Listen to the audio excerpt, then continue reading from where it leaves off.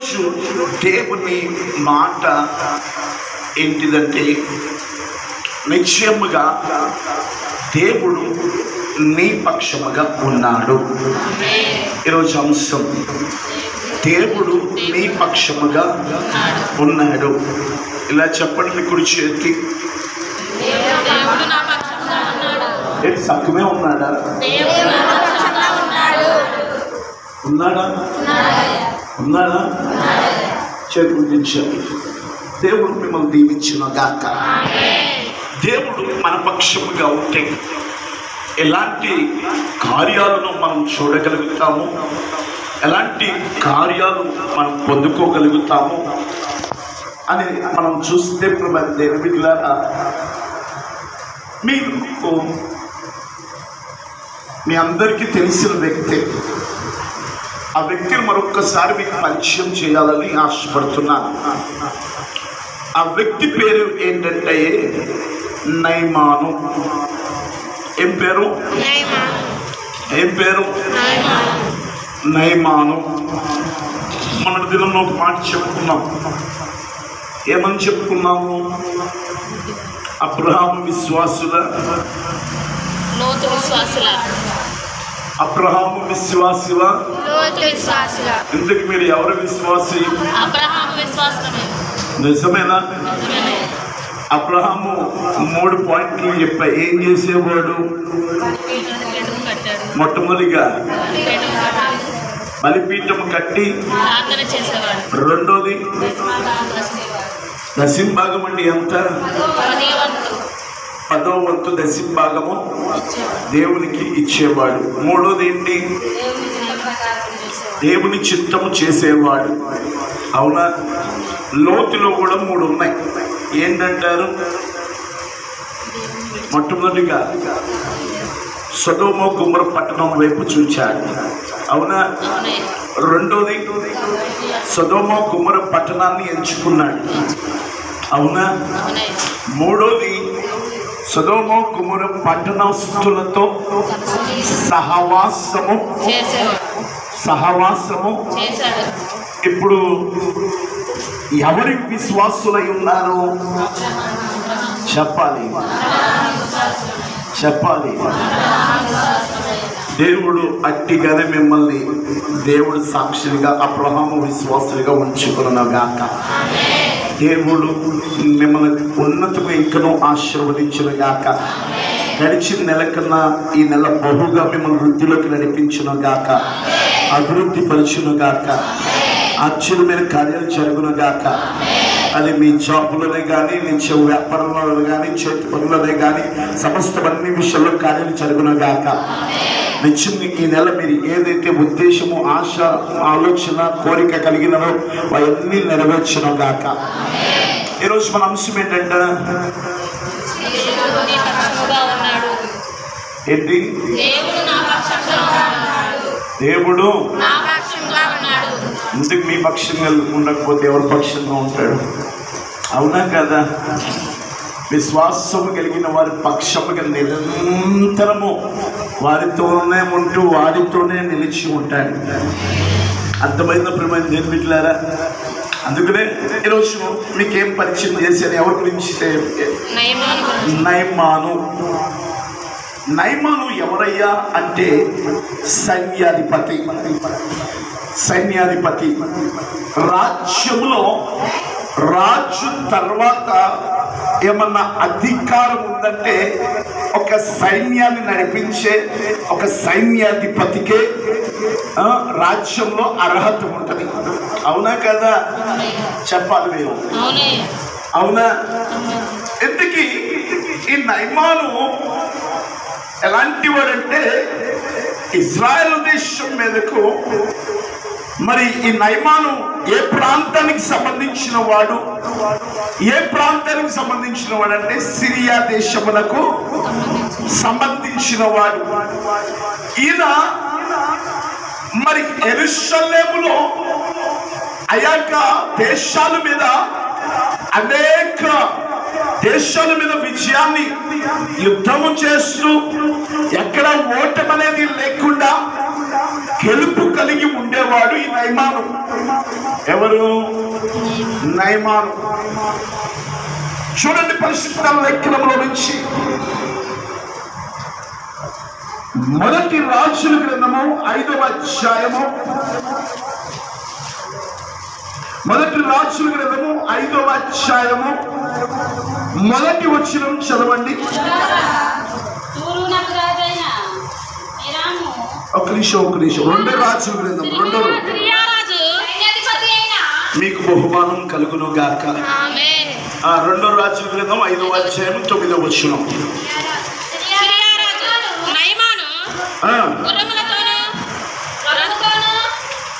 రెండో రాజుల గ్రంథం 5వ అధ్యాయం 1వ వచనం చదువునా. సైన్యాధిపతి అయిన ఇక్కడ ఉండెను, అతని చేత యెహోవాయే సిరియా దేశమునకు జయము కలగ చేసి ఉండెను కనుక అతడు తన యజమాని దృష్టికి కన్నుడై దయను పొందుకున్నవాడు. అతడు మహాపరాక్రమశాలి అయి ఉండెను. ఏంటంట? ఆయనలో మనం చూడాల్సినవి ఏంటంటే ఈ సిరియా దేశంలో ఉన్న ఈ నయమాను ఎవరంట? సైన్యాధిపతి. ఈ సైన్యాధిపతి గురించి 4 మాటలు తెలియపరచబడుతుంది. ఒకటి సైన్యాధిపతి. ఏంటిదంట? సైన్యాధిపతి. మీరే చెప్పాలి, ఏంటిదంట? సైన్యాధిపతి. 2 ఘనత కలిగిన వాడు. రాజు ఎదుట ఘనత కలిగిన వాడు, పొందినవాడు. 3ది ఎక్కడికి వెళ్ళినా, ఏ ప్రాంతంకి వెళ్ళినా, ఏ దేశం మీదైనా ఓటమి అనేది లేకుండా, అదిగో మీకు చెప్పా, మీ చూపు ఎక్కడికి వెళ్తుంది? ఏదన్నా వింత జరిగితే వింతనే చూస్తారు కానీ వచ్చే ఆశీర్వాదాన్ని చూడరు. దేవుడు మిమ్మల్ని దీవించునుగా. మొట్టమొదటికి ఏంటంట? రెండోది ఏంటంట? రాజు ఎదుట ఘనత పొందినవాడు. 3ది ఎక్కడికి వెళ్ళినా అక్కడే పప్పులు కాలేస్తున్నారు. జాగ్రత్తగా వినండి. ఎక్కడికి వెళ్ళినా, ఏ దేశము మీదైనా యుద్ధానికి వెళ్ళినప్పుడు ఈ నయమాను ఓటమి అనేది లేదు. ఏం లేదంట?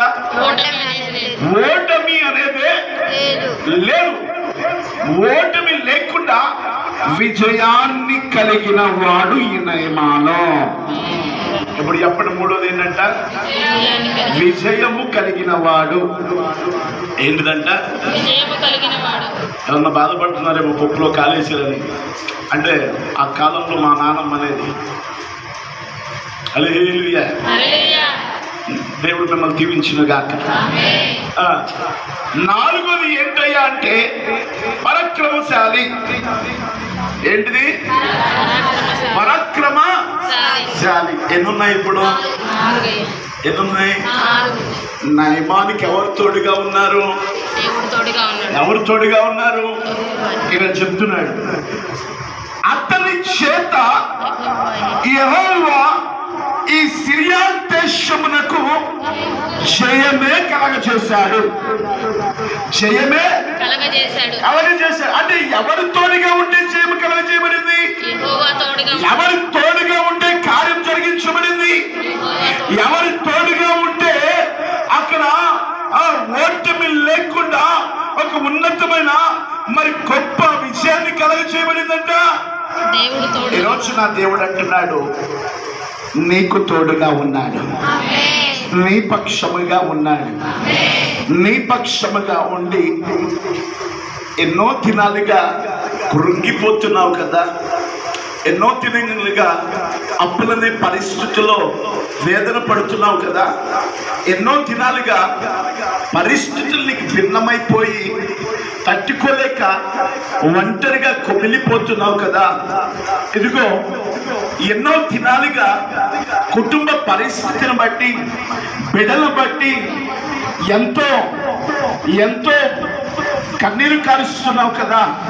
నా దేవుడు అంటున్నాడు, ఇదిగో ఈ నయమానికి తోడై ఉన్న దేవుడు, ఈ నయమాను పక్షముగా ఉన్న దేవుడు, ఈ నయమాను పక్షముగా ఆ సిరియా దేశములకు ఏ రీతిగా జయాన్ని కలగజేశాడో, నా యేసు నీ పక్షముగా ఉండి నీ కుటుంబానికి జయాన్ని కలగజేయబోతున్నాడు. నా దేవుడు నీ పక్షముగా ఉండి నీ కుటుంబంలో ఉన్న ప్రతి పరిస్థితి నుంచి విడిపిస్తున్నాడు. నా దేవుడు నీ పక్షముగా ఉండి అనేకమైన సూచిక మహత్వ కార్యాలు చేయబోతున్నాడు. విశ్వాసం కలిగిన వారు రెండు చేతులతో నా యేసు చేయబోతున్నాడు. నా యేసు కార్యాలు చూడబోతున్నా. నా యేసు కార్యాలు ఊహించలేని రీతిగా చూడబోతున్నా. ఆమేన్. ఆయన నమ్మదగిన దేవుడు. ఆయనకు అసాధ్యమైంది ఏది చెప్పాలా? ఆయనకు అసాధ్యమైంది ఏది లేదు. ఈ రోజున నయమానుకి తోడి ఉండి ఆ సిరియా దేశంలోకి ఏదైతే విజయాన్ని కలగజేశాడో, నీకు, నీ బిడ్డలకు, నీ సంతానమునకు, నీ వ్యాపారమునకు, నువ్వు చేస్తున్న ప్రతి పనుల్లో, సమస్తం అన్ని విషయాల్లో విజయము కలుగునగాక. విజయము కలుగునగాక. నిశ్చయముగా నీ బిడ్డలు, నీ కుటుంబము ఘనత కలుగునగాక. నిశ్చయముగా నీవు, నీ బిడ్డలు పరాక్రమశాలులుగా మార్చబడునుగాక. బలమైన వారిగా మార్చబడునుగాక. బలులుగా మార్చబడునుగాక. ఇంతకీ ఈయన పక్షముగా దేవుడు ఉండి జయాన్ని ఎలా కలగ చేశాడు, ఏ రీతిగా ఘనత కలగ చేయబడింది, ఏ రీతిగా పరాక్రమశాలిగా మరి దీవించబడ్డాడు అనేది మనం చూస్తే మీకు రెండు మాటలు చెప్పి నేను ముగించేస్తాను. మొట్టమొదటిగా ఈ నయమాను యొక్క జీవితంలో, నయమాను యొక్క హృదయంలోనే కానీ మనస్సులోనే కానీ నిర్లక్ష్యం అనేది లేదు. ఏం లేదంట? మొట్టమొదటి ఏముండకూడదు? నిర్లక్ష్యం అనేది లేదు. నిర్లక్ష్యమే లేదు. చూడండి, ఈ నయమాను ఇజ్రాయెల్ దేశం మీద విజయాన్ని పొందుకుని వస్తూ ఉంటే ఆ మార్గంలో ఒక చిన్నది కనపడింది. ఆ చిన్నదాన్ని మరి ఒక ఆలోచన కలిగి ఉన్నాడు. ఈ చిన్నది నా భార్యకు చక్కగా పనిచేసి పెడుతుంది కదా, ఈ చిన్నది చక్కగా నా భార్యకు పనికత్తిగా ఉంటుంది కదా అని ఏం చేశాడంటే, ఆ చిన్నదాన్ని ఎక్కడికి తీసుకొచ్చాడంటే సిరియా దేశంలో ఉన్న ఈ నయమాను యొక్క ఇంటికి తీసుకువచ్చాడు. నయమాను యొక్క ఇంటికి తీసుకువచ్చాడు. తీసుకువచ్చిన తర్వాత ఆ చిన్నది నమ్మకముగా పనిచేస్తుంది. ఆ చిన్నది యథార్థముగా పనిచేస్తుంది. ఆ చిన్నది ఎలా పిలుస్తుంది తెలుసా? నా యజమానురాలా, నా యజమానురాలా. యజమానురాలు అంటే తెలుసు కదా, ఒక ఇంటికి యజమానురాలు. అవునా? మీరు కూడా యజమానురాలే. దేవుడు మిమ్మల్ని దీవించును గాక. మీరు ఎవరైనా ఇబ్బంది పడితే అలాంటి చక్కని బిడ్డలు మీకు దయచేయబడును గాక. కొంతమంది బట్టలు ఉతికేటప్పుడు ఇబ్బంది పడతారు, కొంతమంది అంట్లు తోమేటప్పుడు ఇబ్బంది పడతారు. మీ ఇబ్బంది నుంచి విడిపించును గాక. హల్లెలూయా, హల్లెలూయా. మరి ఇలాగూ చేస్తూ ఉన్నప్పుడు ఒకరోజు నయమాను గారు మరి యుద్ధం చేసి విజయాన్ని పొంది ఇంటికి వచ్చిన తర్వాత సైన్యాధిపతి అంటే సైన్యాధిపతి యుద్ధం చేసేటప్పుడు ఏముంటాయి? కవచాలు ఉంటాయి. అవునా కదా? ఏమండి, లోపల ఉన్న బాధ ఎవరికి తెలుస్తుంది? లోపల ఉన్న బాధ ఎవరికి తెలుస్తుంది? అవునా కదా? బయట అంతా ఎన్ని కవచాలు ధరించుకున్నా బయటే చూస్తారు కానీ మనుషులు లోపల ఉన్న హృదయాలు చూస్తారా? లోపల ఉన్న హృదయాలు చూస్తారా? ఎవరు చూడరు. అవునా? ఈ నయమానికి ఏముందయ్యా అంటే కుష్టి రోగము. ఏముంది? మీరు చెప్పాలి. కుష్టి రోగము. ఈ నయమాను ఇంటికి వచ్చిన తర్వాత ఈ కవచాలన్నీ తీసి మరి తగిలిస్తూ ఉన్నప్పుడు ఆ చిన్నది నయమాను వైపు చూసింది. నయమాను వైపు చూసి ఆ చిన్నది ఎంతో బాధపడింది.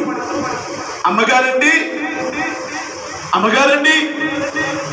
మరి అయ్యగారు ఎంత యుద్ధాలు చేస్తున్నారు, ఎన్ని యుద్ధాల మీద విజయాన్ని కలిగి ఉన్నారు, ఈయన ఇంత పరాక్రమశాలి కదా, ఇన్ని జరుగుతున్నప్పుడు మరి ఈయనకి ఆ వ్యాధి ఉంది కదా, ఏంటమ్మా అంటే, అమ్మా నువ్వు చిన్నదానివి, ఎన్ని వైద్యులను ఆశ్రయించినా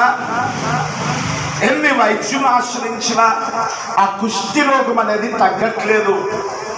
ఏం చేయాలో అర్థం కావట్లేదు. ఒక ఉన్నతమైన స్థానంలోనే దేవుడు నిలబెట్టాడు, కానీ లోపల అతనికి ఎంతో బాధ ఉంది.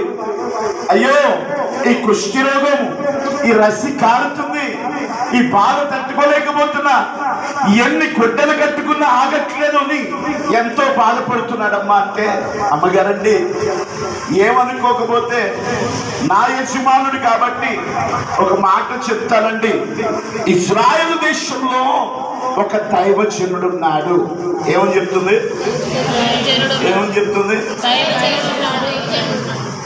ఇజ్రాయెల్ దేశంలో ఎవరున్నారంట?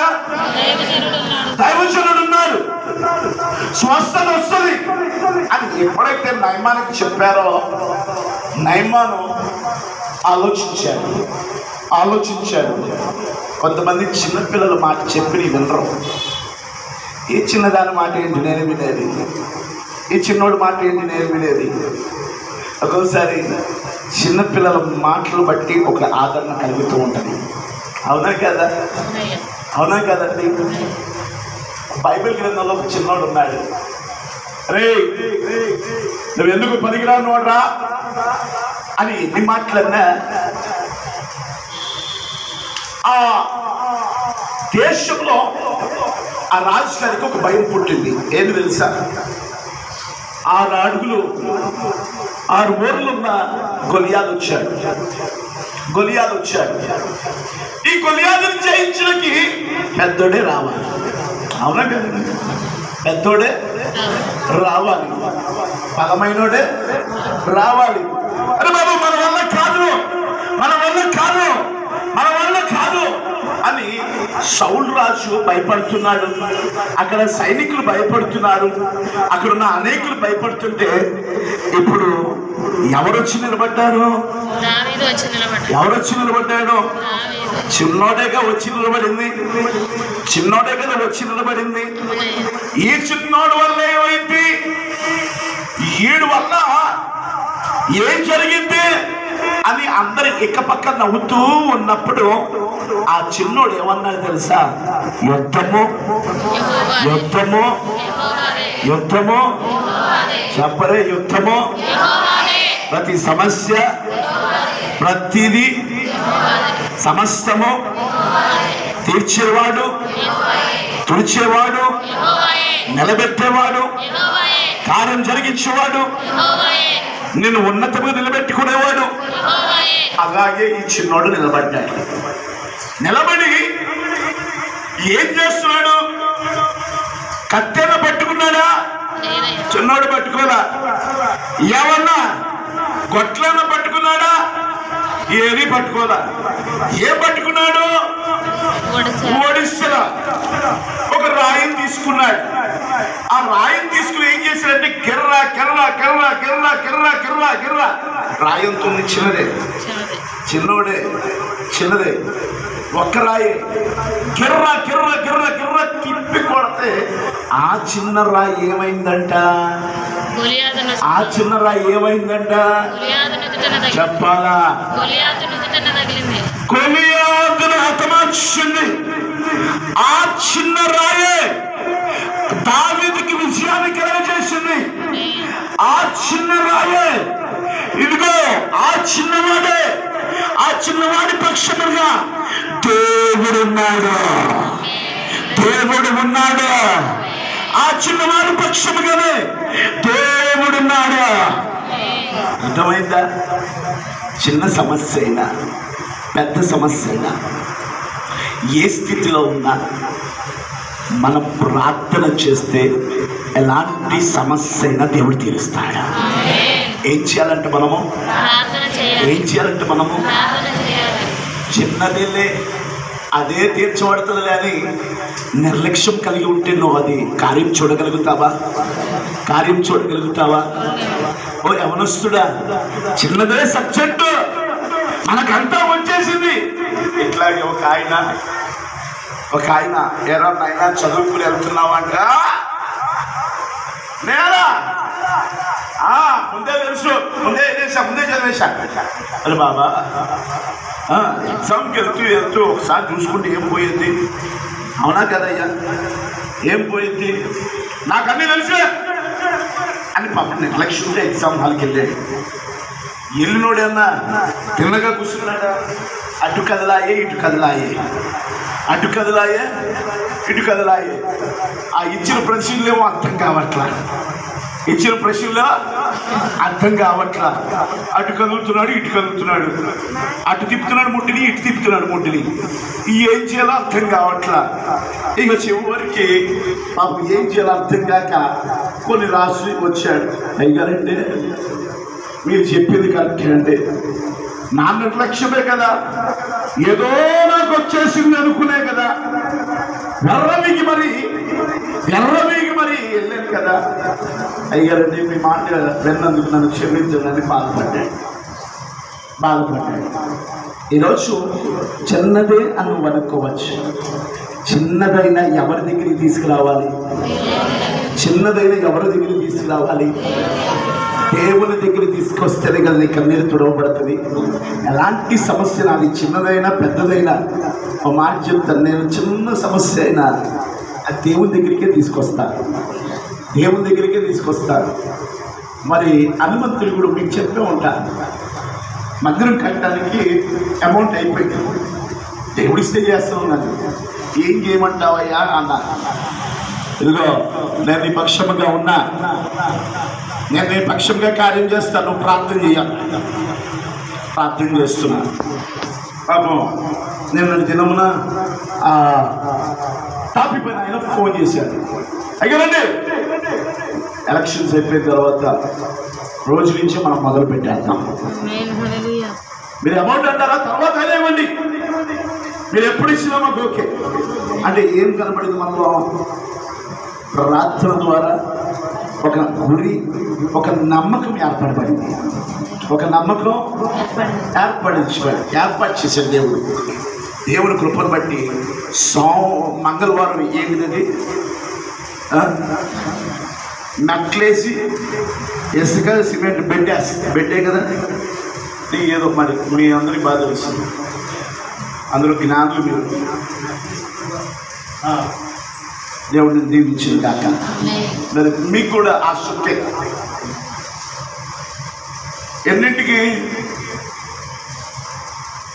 6ంటికి ప్రారంభించబడింది. ఎప్పుడు? సాయంత్రం కాదు, ఎర్లీ మార్నింగ్. మన భాషలో వేకువజామున 6 గంటలకి ప్రారంభించబడింది. మీరందరూ ప్రేరేపించబడిన వారందరూ వచ్చిన గాక, దేవుడు పని చేసిన గాక, దేవుడు మిమ్మల్ని దీవించిన గాక. వాస్తవం చెప్పాలంటే మీ ప్రార్థన బట్టి, దేవుని కృపను బట్టి ఈ వారం అంతా ఖాళీ లేదు. ఇటేమో దేవుని మందిరం పనులు, ఇటేమో ప్రార్థనలు. రేపు సోమవారం ఏముంది?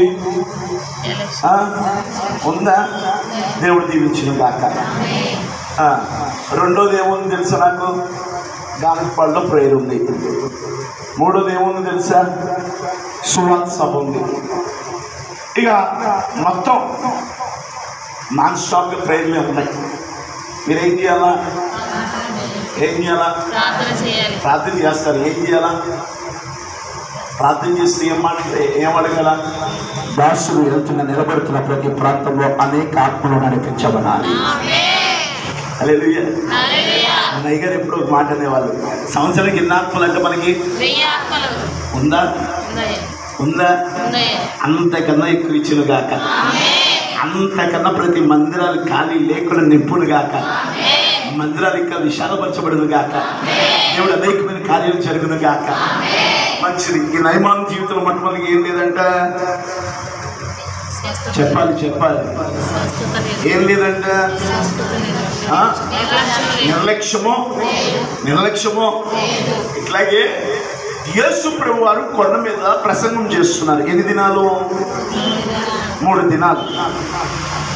మరి యేసు ప్రభు వారు ఒకటి అనుకున్నారు, అయ్యా ఇప్పుడు దాకా వీళ్ళు ఉపవాసం ఉన్నారు కదా, వీళ్ళకి ఏదో ఒకటి పెట్టి పంపించాలి అని చూస్తే మనం ఏం చేస్తాము? ముందుగానే అన్ని తయారు చేసుకుంటూ ఉంటాం. కానీ ఇక్కడ యేసు ప్రభు వారు ఏమున్నాయి అని చూస్తే ఏం దొరకలా. ఇట్లాగే ఒక తల్లి ఏం చేసిందంటే, ఆ 3 రోజులు యేసు ప్రభు వారి ప్రసంగంలో, అరే నువ్వు వెళ్తున్నావా, మరి నీకు ఆకలేసింది కదా అని ఒక క్యారేజీ కట్టి పంపించింది. ఏం కట్టి పంపించింది? క్యారేజీ కట్టి పంపించింది. క్యారేజీ కట్టి పంపిస్తే ఆ చిన్నోడు యేసు ప్రభు వారి దగ్గరికి వచ్చాడు. ఆ చిన్నోడే యేసు ప్రభు వారి దగ్గరికి వస్తే ఆయన క్యారేజీలో ఏముందంట? 5 రొట్టెలు. ఎందుకు? ఈ ప్రసంగ మధ్యలో నటి మధ్యాహ్నమో లేదంటే సాయంత్రమో తినటానికి ఆహారము ఆ చిన్నోడు యొక్క తల్లి క్యారేజ్ పెట్టి పంపించింది. కానీ ఈ 5 రొట్టెలను ఈ 2 చేపలు దేవుడు ఏం చేశాడు? తీసుకుని ఆశీర్వదించి 5,000 మందికి పంచిపెట్టాడు. హల్లెలూయా. అంటే ఇప్పుడు ఈ 5 రొట్టెలు ఈ 2 చేపలు ఎక్కడి నుంచి వచ్చినాయి? చిన్నోడేగా, అవునా కదా?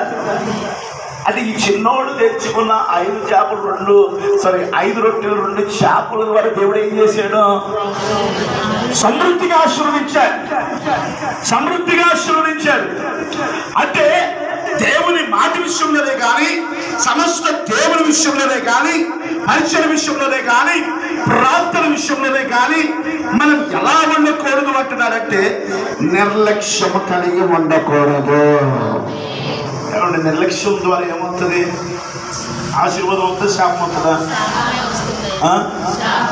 రెండో, దేవుని విషయంలో నిర్లక్ష్యం ఉండాలా? ఉండకూడదు.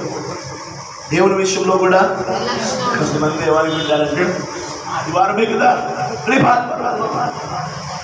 ఆదివారం వెళ్దాం. ఉన్నారా?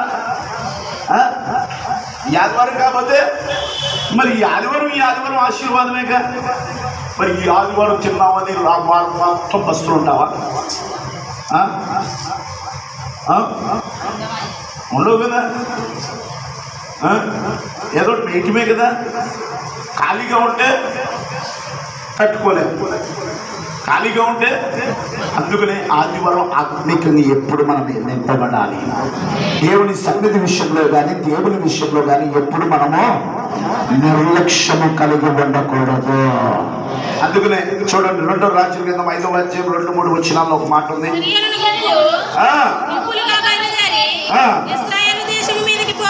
పోయి వచ్చుట ఒక చిన్న దానిని తేగా పరిచారము చేయుచుండెను. అది షోమ్రోనులోనున్న నా ఏలిన వాడు ఉండవలనని నేనెంతో కోరుచున్నాను. అతడు నా ఏలిన వాడని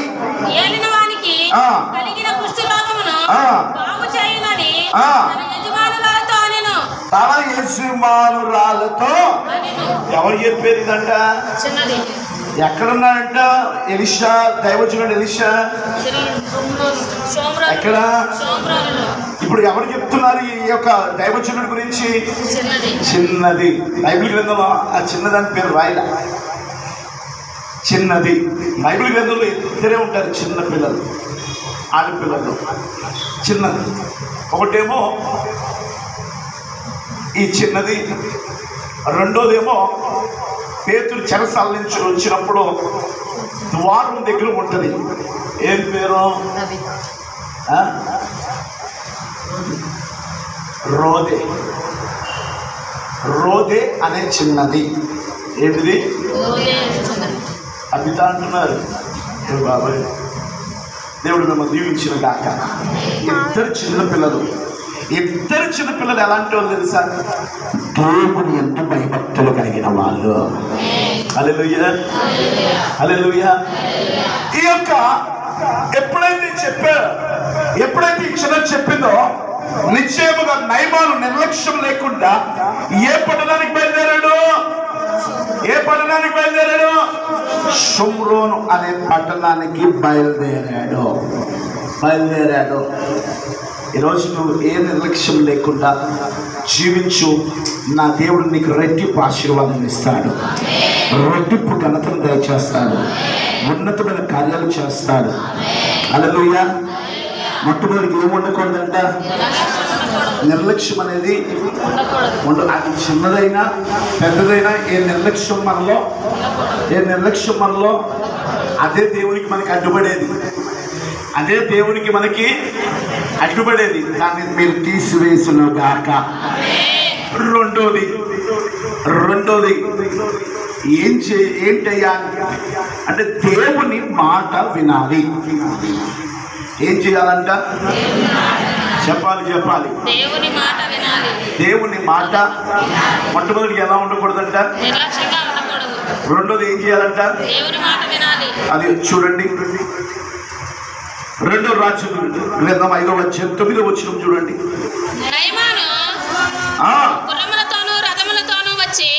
ఎలా వచ్చారంట? గుర్రములతోనూ రథములతోనూ వచ్చి ఎలీషా ఇంట చాలు. ఎక్కడ నిలిచున్నాడు ఇప్పుడు?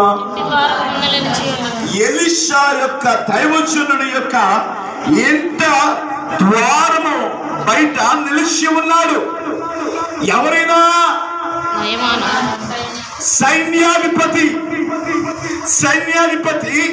ఒక దైవజనుడు ఇంటి బయట నిలిచి ఉన్నాడు.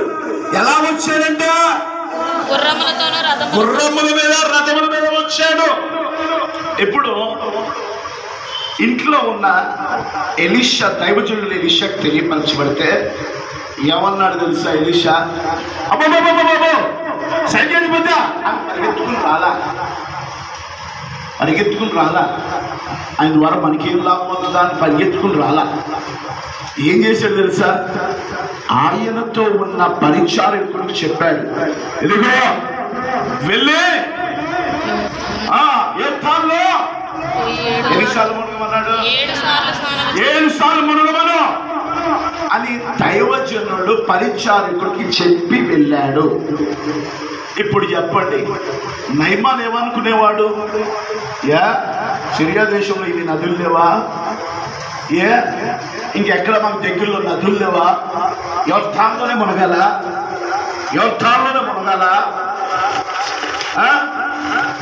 అది అనుకుని ఏమన్నా మన ప్రాంతానికి వెళ్ళిపోదు అలా అనుకుని వెళ్ళిపోదాం అనుకుంటే ఆ సైనికుల్లో ఒక్కడు అంటున్నాడు, అయ్యా ఎందుకైనా మంచిది, ఆయన మిమ్మల్ని ఏమనలేదు కదా, యోర్దాను నదిలో 7 సార్లే కదా మంది, ఆ మాట మనం వింటే మంచిది కదా. ఏం పోయింది? ఎన్నో నదులు ఉన్నాయి.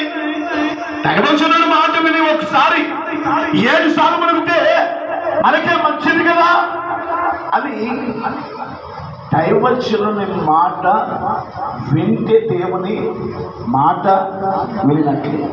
అవునా కదా? కొంతమంది దైవజనుడు మాటే ఉంది. చెప్తున్నా ఉన్న చెప్తున్నా, మన దైవజనులు మేమెప్పుడు ఒక్కరి క్షేమము, ఒక ఆశీర్వాదమే కోరుకునేవాళ్ళు. అర్థమైనా?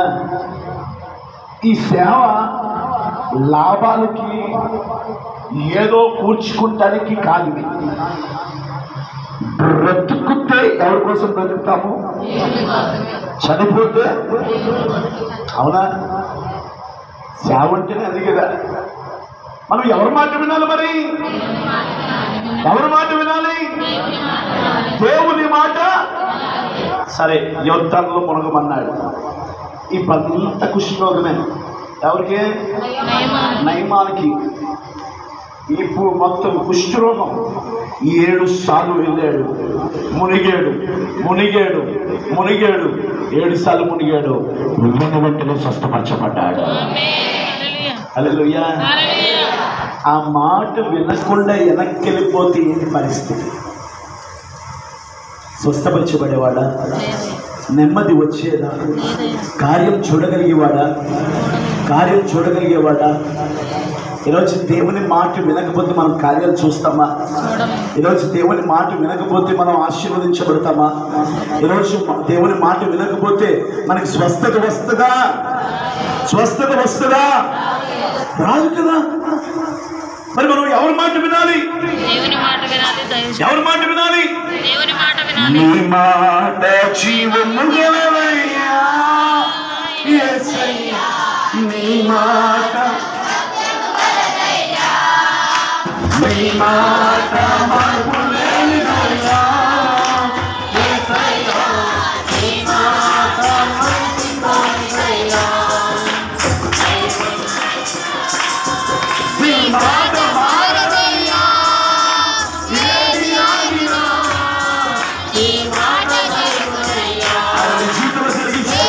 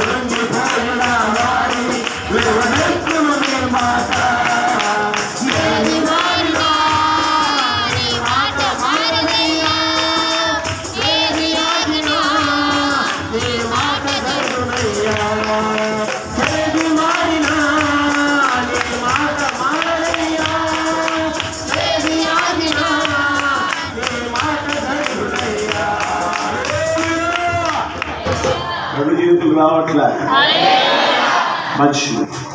ఏమండి, ఋతు ఏ దేశంరాలు? మోయాబి దేశం. ఈ నయోమి ఎప్పుడైతే మోయాబి దేశంకి వెళ్ళిందో, మరి పిల్లలకి ఎప్పుడైతే వివాహం జరిగిందో, మరి పిల్లలు చనిపోయారు. ఇద్దరు కుమార్తెలు ఉన్నారు. మరి కోడళ్ళు ఉన్నారు. ఈ కోడళ్ళు ఏముంది? కోడళ్ళారా, నన్ను ముద్దు పెట్టుకుని మీ యవ్వన కాలము కాబట్టి మీ జీవితాన్ని కొనసాగించండి అంది. అవునా? ఉర్ప ఏం చేసింది? అత్తని ముద్దు పెట్టుకుని చక్కగా వెళ్ళిపోయింది. ఏమంటే వెళ్ళిపోయిందా?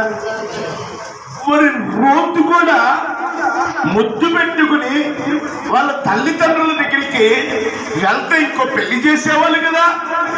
వెళ్తే లోకంలో ఏదోగా ప్రేమ లేదంటే వ్యామోహం లేదంటే లోక ప్రేమ లోకానుసారంగా జీవించేదిగా. అవునా కదా? అవునా కదా? కానీ రూతు ఎందుకు మోయాబు దేశంలో ఉండకుండా అత్త వెనక బెత్లెహేమునకు వచ్చింది చెప్పండి? మీరు ఎప్పుడన్నా చదివేటప్పుడు గ్రహించారా? ఆమె ఎందుకు విడవబడింది, ఈమె ఎందుకు ఎలా వచ్చింది, ఎందుకు వచ్చింది, అసలు ఎందుకు వచ్చింది? ఒక్కసారి లోతుగా మీరు వెళ్ళారా? ఒకసారి కన్నీటితో చదువుతూ దేవుణ్ణి అడిగారా? నేను అడిగాను. బెత్లెహేమునకు ఎప్పుడైతే వచ్చిందో ఆమె ఏం చేసింది తెలుసా? మనం పొలానికి వెళ్తాం కదా, పొలానికి వెళ్ళినప్పుడు ఏం చేస్తాం? ఆ వరి ఎదిగిందనుకోండి, చక్కగా విత్తనాలంతా బాగుందనుకోండి, ఏం చేస్తాం? ఒకప్పుడు అంటే కోత కోసేవాళ్ళం, ఇప్పుడంటే మిషన్ వచ్చేసింది. అవునా కదా? ఇప్పుడు కోత కోసిన మిషన్తో కోసిన ఎంతో కొంత అక్కడక్కడ ఒట్లు పడిపోతాయి కదా. పడతాయి పడవా? పొద్దునంతా పొలంలో వీళ్ళు కష్టపడి వెళ్ళిపోతే సాయంత్రం ఋతు వచ్చి ఏం చేసేది తెలుసా? ఒట్లు అంటే పరికలు వేరుకుంటూ ఉండేది. ఎన్ని వస్తాయండి? మహా అయితే 1 కేజీయా 2 కేజీలో వస్తాయి, లేదంటే 10 కేజీలు వేసుకో. అవునా కదా? దీనివల్ల ఏమైనా ఆశీర్వాదం వస్తుందా? అయినప్పటికీ బెత్లెహేమునకు వచ్చిన అయ్యో నేను ఆశీర్వదించబడలేకపోతున్నానే, ఏంటి నా జీవితం, ఈ పరికరం వేరుకునేదా? అయ్యో నేను మోయాబు దేశంలోనే ఉంటే, నా తల్లిదండ్రులతోనే ఉంటే నాకు చక్కని మరొకసారి వివాహం చేసేవాళ్ళు కదా, ఇంకా నా జీవితం బాగుండేది కదా అని అనుకుందా? నమ్మకముగా ఉంది, దేవుణ్ణి ఎరిగింది. ఆ బెత్లెహేము ఆ పొలములోని యజమానురాలుగా దేవుడు ఆశీర్వదించాడు. మీరు గ్రహించారా? రూతు వెనక్కెళ్ళా బెత్లెహేములోకి వచ్చి మళ్ళీ వెళ్ళిపోలేదు. బెత్లెహేములోకి వచ్చి మళ్ళీ లోకం వైపు చూడలేదు. బెత్లెహేములోకి వచ్చి మరి దేవునికి దూరమైపోయినారు. ఇప్పుడు మోయాబు దేశం నుంచి బెత్లెహేముకి వచ్చిన తర్వాత ఎవరికి దగ్గరైంది?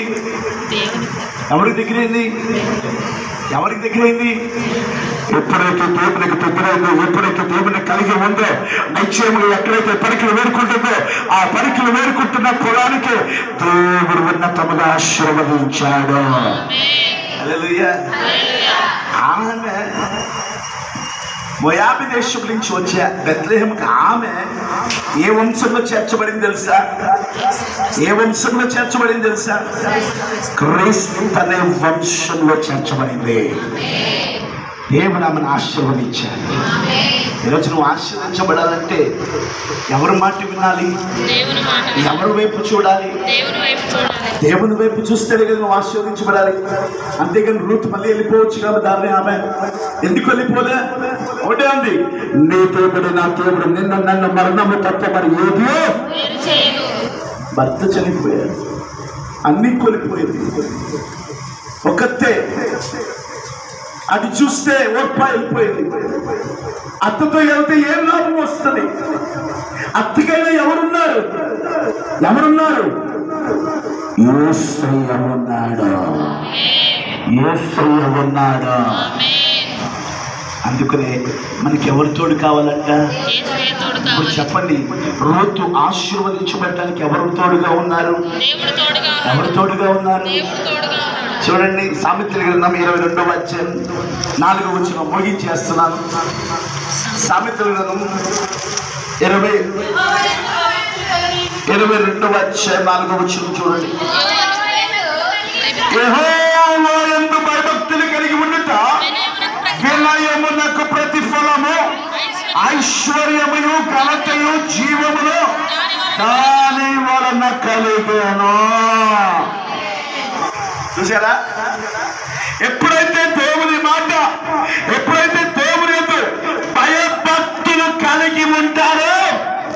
ఏంటంట? ప్రతిఫలం ఇస్తాడు, ఐశ్వర్యం ఇస్తాడు, ఘనతనిస్తాడు, జీవాన్ని కలగజేస్తాడు. ఏమండి, అందుకనే మనం ఎవరి యందు భయభక్తులు కలిగి ఉండాలి, ఎవరి మాట వినాలి, ఎవరి మాట యందు నువ్వు నడుచుకోవాలి, చెప్పాలి. ఇప్పుడు మన యాకోబు గారు కొడుకున్నారే, ఏం పేరు? యోసేపు. యోసేపు దర్శనం ఇచ్చాడు కదా, దర్శనం ఇచ్చాడా? అదే దర్శనమును దూరమయ్యి ఆయనకి నచ్చినట్లు నడుచుకుంటే ఈరోజు ఐగుప్తు దేశంలో ఒక ఉన్నతమైన ప్రధానిగా దీవించబడేవాడా? అన్నలు కొట్టినా, ఎంతమంది చిత్రహింసలు పెట్టినా, ఐగుప్తు దేశం చేయం తప్పుకి అమ్మివేయబడినా, చెరసాల్లో వేయబడినా, కానీ దేవుడు వేడిపించి అతనికి ఇచ్చిన దర్శనాన్ని బట్టి, అతనికి ఇచ్చిన దర్శనాలు ఏది నిరర్థకంగా కాకుండా ఉన్నతముగా దేవుడు ఆశీర్వదించాడు. అంటే వీళ్ళలో ఏముంది తెలుసా? దేవుని మాటల్ని తగ్గింపు ఉంది. తగ్గించుకున్నవాడు దేవునికి లోబడినవాడు ఆశీర్వదించబడతాడు. అందుకనే ఈ చిన్నదాని ద్వారా నిర్లక్ష్యం లేకుండా ఎప్పుడైతే వచ్చాడో, ఈ చిన్నదాని ద్వారా నిశ్చయంగా ఎప్పుడైతే మరి దైవజనుడు దేవుని మాట ప్రకారముగా విని ఎప్పుడైతే 7 సార్లు మునిగాడో స్వస్థత వచ్చింది. ఈరోజు నీలో స్వస్థత ఉండాలంటే నిర్లక్ష్యం విడిచిపెట్టు. నీలో స్వస్థత ఉండాలంటే నీలో దేవుని మాట ఉండాలి. ఏముండాలి? దేవుని మాట ఉండాలి. దేవుని మాట ద్వారా ఏదైనా మనం పొందుకోగలుగుతాం. దేవుని మాట ద్వారా స్వస్థత కలిగింది. దేవుని మాట ద్వారా నెమ్మది కలిగింది. దేవుని మాట ద్వారా కుటుంబంలో ఎన్నో విజయాలు కలుగ చేయబడతాయి. దేవుని మాట ద్వారా ఎన్నో విజయాలు మనం పొందుకోవచ్చు. ఇప్పుడు చెప్పండి, నయమానికి ఎవరు ఉన్నారు? యెహోవా ఉండగా ఆసిరియా దేశంలోకి ఆయన ద్వారా దేవుడు ఆయన ద్వారా ఏం కలగ చేశాడు? ఇప్పుడు ఆయన పక్షంగా ఎవరున్నారు? నీ పక్షముగా దేవుడు ఉండాలంటే నీ హృదయంలో ఏముండకూడదంట? రెండోది ఏముండాలంట? దేవుని మాట తగ్గింపు కలిగి ఉండాలి. అటు కలిగి ఉండు. దేవుడు నిన్ను బహుగా దీవించును గాక, నిన్ను బహుగా ఆశీర్వదించును గాక, నిన్ను దేవుడు హెచ్చించును గాక, నిత్యముగా ఆశీర్వదించును గాక. చూడండి, ఒక మాట చెప్పి, ఇస్సాకు బావిని తోక్కుంటూ వెళ్ళాడు. శత్రువులు పూడుస్తున్నారు. గొడవ పెట్టుకోవచ్చుగా. గొడవ పెట్టుకుంటే వాళ్ళకి వీళ్ళకి ఏం పొద్దు, వీళ్ళకి వాళ్ళకి ఏంటి? ఏం చేశాడు? తగ్గించుకున్నాడు. తను తగ్గించుకుని ముందుకు వెళ్ళాడు. నిత్యముగా శత్రువుల చేత నిత్యముగా సమాధానపరిచి, నిత్యముగా ఇస్సాకులో ఉన్న దేవుడు గొప్పవాడని శత్రువులకి దేవుడు తెలియపరిచాడు. హల్లెలూయా. మరి ఇస్సాకు ఏమైపోయాడు? గొప్పవాడిగా, మిక్కిలి గొప్పవాడిగా దీవించబడ్డాడు. ఈరోజు మీరు తగ్గించుకోండి, దేవుని మాట వినండి. నిర్లక్ష్యం లేకుండా దేవుని యందు నడుచుకుంటే, దేవుని వెంబడిస్తే నిత్యముగా నీ ఉన్న అక్కర్లన్నీ తీర్చబోతున్నాడు.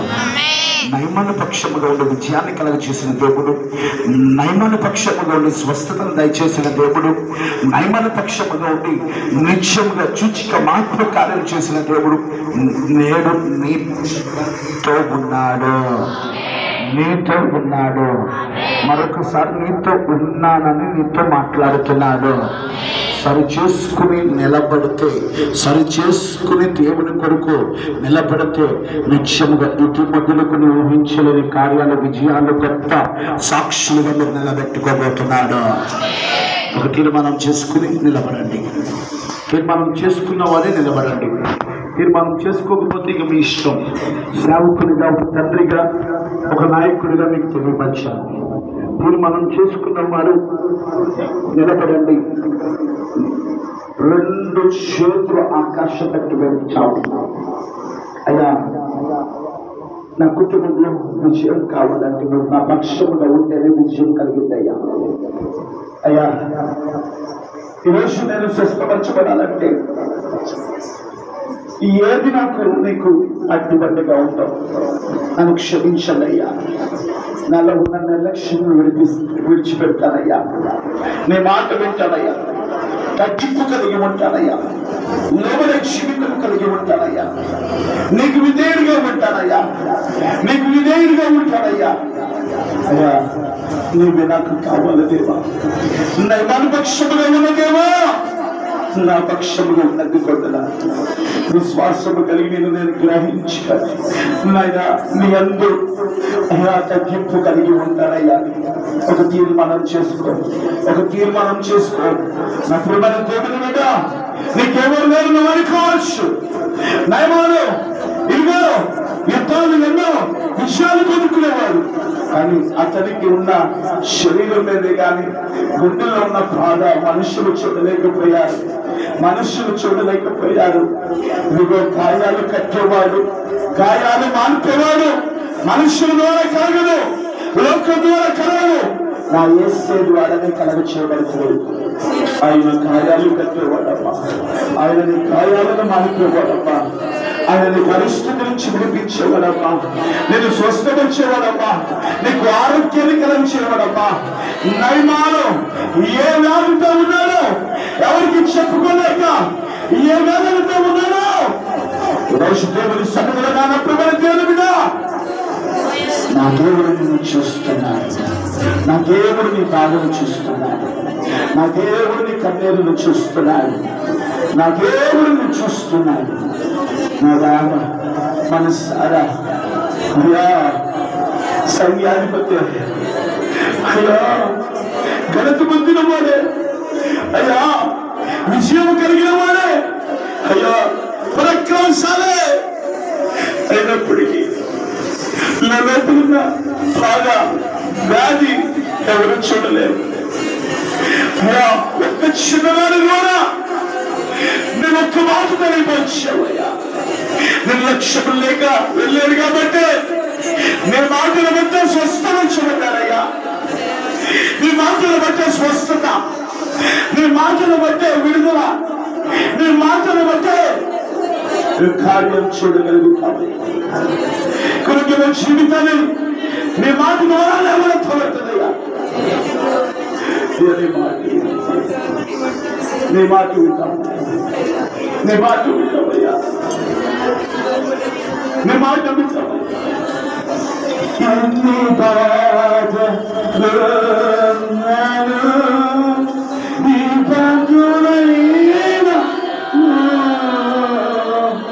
నీ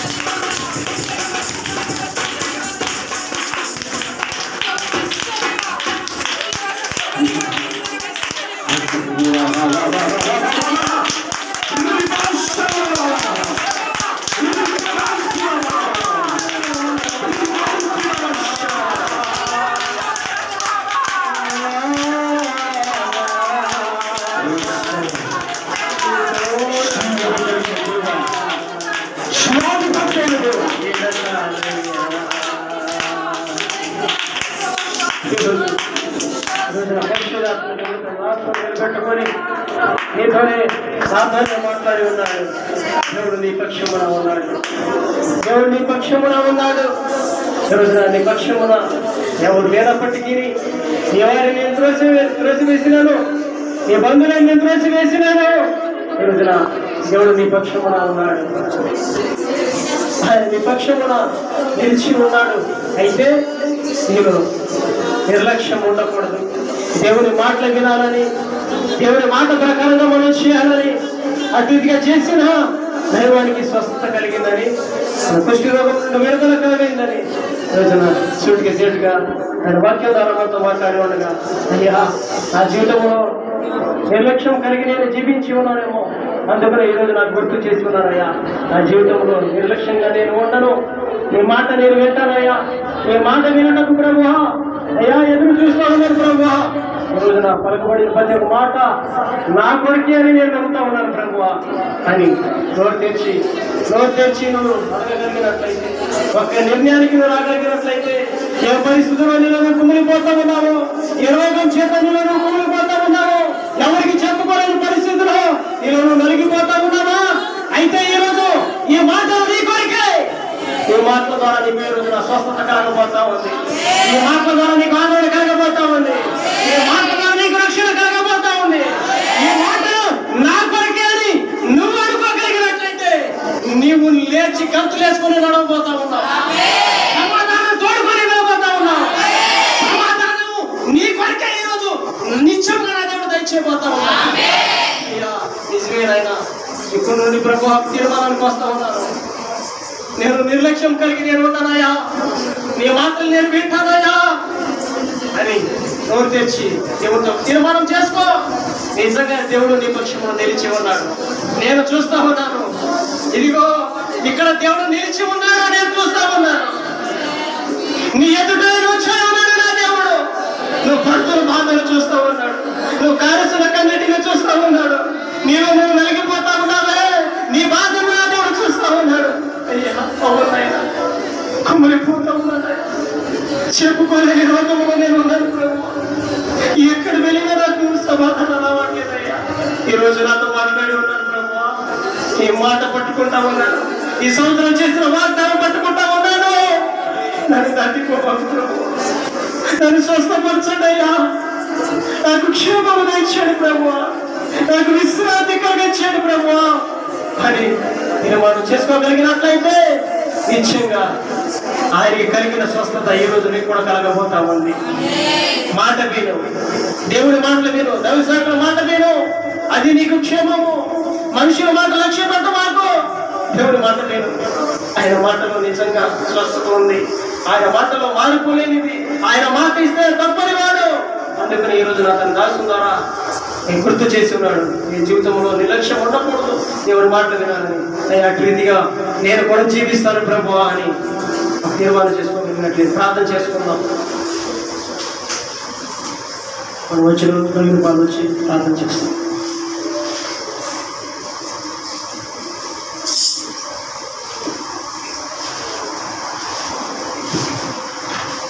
ప్రార్థన. ప్రేమగల తండ్రి, దయావంత ఈ పాదములకు వందనములు స్తుతి స్తోత్రాలు చెల్లించుకుంటున్నాం ప్రభు. ఎవరైనా ప్రభా ఇది జరిగిన ప్రభు దాని పాలన ఇంతవరకు మీరు ఆశీర్వదకరంగా జరిగించిన విధానంలోకి నీకు స్తోత్రాలు చెల్లించుకుంటున్నాం ప్రభా. ఎవరైనా ప్రభా పరిచర్య విషయంలోనూ ప్రభా నిర్లక్ష్యం చేయకుండా ప్రభా, ఆత్మీయ జీవితంలో ప్రభా నిర్లక్ష్యం చేయకుండా ప్రభా, నమ్మకస్తునిగా ప్రభా ఇవనైనా ప్రభా నీ పరిచర్యల ముందుగా సాగులో కృప చూపించమని ప్రార్థిస్తున్నాం ప్రభా. చెప్పబడిన వాక్య ప్రకారంగా ప్రభా జీవించే కృప భాగ్యమును ప్రభా నాకును సంఘానికి తీసుకుని మీరు కలుగజేసినందుకు స్తోత్రాలు చెల్లిస్తున్నాం ప్రభా. వాక్య పరిచయం చేసిన దాసుని ప్రభా మంచి ఆరోగ్యం దయచేసి చేసిన వాగ్దానం ప్రకారం దేశ విదేశాల్లో వాడుకున్నాడు ప్రభా. ఇంతవరకు జనంగా జరిగించారయ్యా. ఇక నా ప్రభా పనులు జీవించుండగా ప్రభా మీ చేతిలో మీరు విరవండి ప్రభావ నిర్వహించండి. ప్రతి ఒక్కరి ప్రభావ పేరు పైన ప్రభావం పరిశుద్ధపరిచి పరదర్శి వేసేటకు అతి యోగ్యత అతి కృప కలిగి చేయమని ప్రార్థిస్తున్నాం ప్రభావం. ఈవెనైనా ప్రభావ ఈ ఆరాధన ఇంతవరకు ఘనంగా జరిగే ఆరాధన కూడా ఆశీర్వాదాలు తీవ్రంగా జరిగించమని యేసు నామములో ఈ ప్రార్థన పొందుతున్నాము తండ్రి. ఆమేన్.